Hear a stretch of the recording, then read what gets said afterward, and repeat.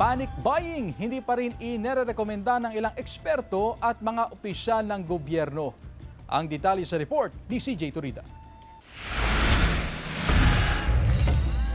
Bago pa ang sunod-sunod na linggong pagtaas sa presyo ng produktong petrolyo na dulot ng gyera sa pagitan ng US, Israel at Iran, pinaalalahanan na ng Malacanang ang publiko na hindi dapat mag-panic buying. Malinaw rin ang mensahe ni Pangulong Ferdinand Marcos Jr. na ang paghahanda ay nararapat at napapanahon sa anumang sitwasyon, lalo pa't patuloy ang kaguluhan sa Middle East. Ang panawagan ng Pangulo, inayunan ng isang ekonomista at ilang opisyal ng lokal na gobyerno. Ayon sa isang ekonomista, kung tuloy-tuloy sana ang produksyon o walang problema sa supply, okay lang ang panic buying. Yun nga lang, kung hindi stable ang produksyon o presyo, ang panic buying lalong magpapataas sa presyo ng bilihin. Kasi yung mga mamimili, bibili ng sobra sa kanilang pangangailangan. Ang long-term effect niyan, yung stability ng production natin at saka prices natin talagang mag-fluctuate yan, up and down, up and down. Hindi advisable ang panic buying, lalo pag hindi natin sigurado ng production and supply ay continuous or consistent na enough.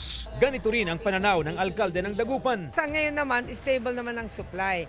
So if you do the panic buying, doon tayo maubusan. Sa supermarket na ito, wala pa naman daw paggalaw sa presyo ng mga bilihin kahit sumipa pa lalo ang presyo ng produktong petrolyo simula ngayong araw. Pero posible raw na may maramdamang paggalaw sa presyo sa mga susunod na linggo. Wala rin daw silang napapansin na mga customer na bultuhan na kung bumili ng kanilang mga paninda. Wala pa naman, pero sa iba, bumibili pa rin pa isa-isa, na bigas, gano'n, dalawa.